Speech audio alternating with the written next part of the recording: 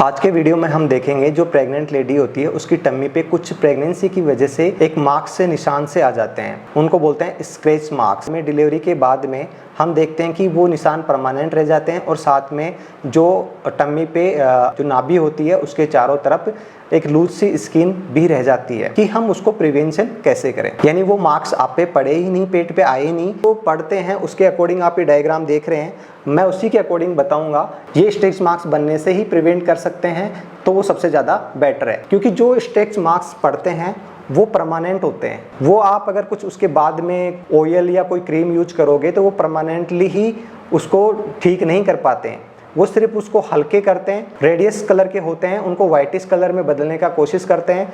Normally वो whitish में धीरे धीरे बदलना भी नॉर्मली भी बदलते हैं जो स्क्रैच मार्क्स होते हैं, और वो हल्के पड़ेंगे तो उससे आपको ऐसा लगेगा कि स्ट्रेच मार्क्स अब मेरे नहीं हैं, और जल्दी से वो दिखाई नहीं देते, बट कि वो स्ट्रेच मार्क्स हमेशा परमानेंट रह जाते हैं। अब हम बात करते हैं कि ये स्ट्रेच मार्क्स पड़ते क्यों हैं, यानी वो बनते क्यों हैं स्ट्रेच मार्क्स। हमारी स्किन में दो टाइप के फाइबर पाए जाते हैं, एक इलास्टिक फाइबर, एक कोलेजन फाइबर। जो कोलेजन फाइबर होता है वो हमारी स्किन को मजबूत देता है, टाइटनेस रखता है, और जो इलास्टिक जो फाइबर होता है वो उसको फैलने और सिकुड़ने की क्षमता रखता है। यानी मेरी स्किन को यहाँ पिंच करूँ, ठीक है, और पिंच करूँगा ज़्यादा खिंचेगी नहीं, क्योंकि मेरे जो कोलेजन फाइबर हैं वो अच्छे हैं, क्योंकि यंग हूँ मैं अभी। ये मोस्टली ओल्ड में ज़्यादा लूज हो जाते हैं, और जो इलास्टिक फाइबर है खींचने के बाद मेरी स्किन वापस चल जाती है। पर आप ओल्ड लेडी में देखोगे या ओल्ड आदमी में देखोगे तो उसका खींचने के बाद में समय ज़्यादा लग जाता है वो वापस रिटर्न अवस्था में जाने में। तो प्रेगनेंसी में क्या होता है कि ओवर जब वेट बढ़ता है तो उसकी वजह से ये जो इलास्टिक फाइबर है वो टूट जाता है। यानी रबड़ को हम एक धीरे धीरे खींच रहे हैं,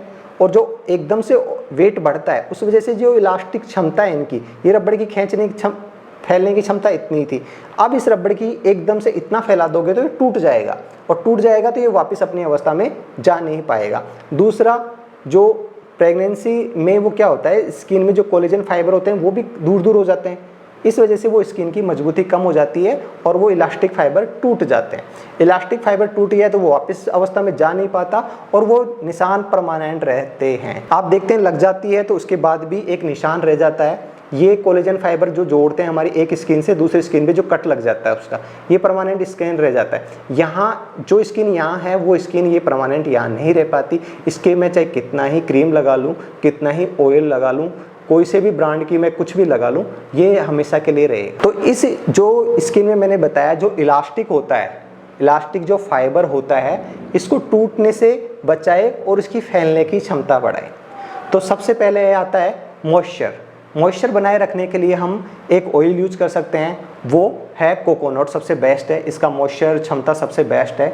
आप कोई सा भी ऑयल यूज कर सकते हैं, पर जो कोकोनट ऑयल है जो बेस्ट है। जैसे आपको पता चले प्रेगनेंसी है तो आप टम्मी पे रोज़ सुबह शाम मसाज करें, 5-5 बूंद लेके आप राउंड में एक मसाज टाइप में ज़रूर करें। ये तो सबसे बेस्ट है, ये तो आपको हमेशा पूरे 9 महीने करना ही है, जिससे आपकी इलास्टिक क्षमता और स्किन की जो मॉइस्चर बनी रहे, जिससे रुद्र स्किन नहीं होगी, फटने के चांस कम होंगे और उसकी फैलने की इलास्टिक क्षमता भी ज़्यादा रहती है इस कोकोनट ऑयल से।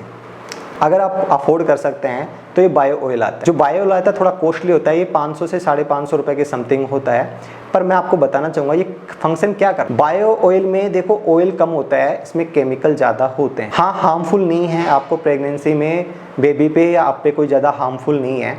इसमें क्या होता है कि इस ऑयल में क्या होता है कि जो स्किन के अंदर जाने की क्षमता ज़्यादा होती है, और जो हमारा इलास्टिक फाइबर था फैलने वाला उसको क्या करता है, लूज करता है, आराम से फैलने देता है, उसको इलास्टिक क्षमता बढ़ा देता है। जो अपना रबड़ होता है ना, कई टाइप का होता है, एक थोड़ा सा खींचते टूट जाए, और एक कई रबड़ ऐसे आते हैं उनको खींचते रहो खूब खींच लो, वो टूटते नहीं है, क्योंकि वो अच्छे वाले रबड़ होते हैं, अच्छी इलास्टिक क्षमता होती है। तो ये क्या करता है, हमारे जो इलास्टिक फाइबर होते हैं उनकी क्षमता को बढ़ा देता है, उनकी कैपेसिटी बढ़ा देता है, वो फैल जाते हैं और डिलीवरी होने के बाद में वो वापस छूट, क्योंकि इनको टूटने नहीं देता।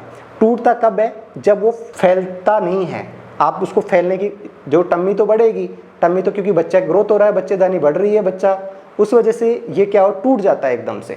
आपका जरूरी नहीं प्रेगनेंसी, आपका हद से ज़्यादा ओवरवेट भी हो जाता है, कई बार थाई पे देखोगे, आप टम्मी पे देखोगे, इन सब जगह भी कई बार ओवरवेट हो जाता है आपका, उस वजह से भी स्ट्रेच मार्क्स आ जाते हैं। बजाय प्रेगनेंसी के टाइम आप इसको 6 मंथ के टाइम अगर यूज करेंगे तो 9 मंथ तक यूज करेंगे, तो अगर एक टाइम रात को सोते समय भी यूज कर लिया, एक आपको 60 ml की बोतल यूज करनी है, उसके 5 से 6 बूंद आप ले सकते हैं और पूरी टम्मी की 3 से 5 मिनट तक आप मसाज करोगे तो आपकी इलास्टिक क्षमता बढ़ाएंगे।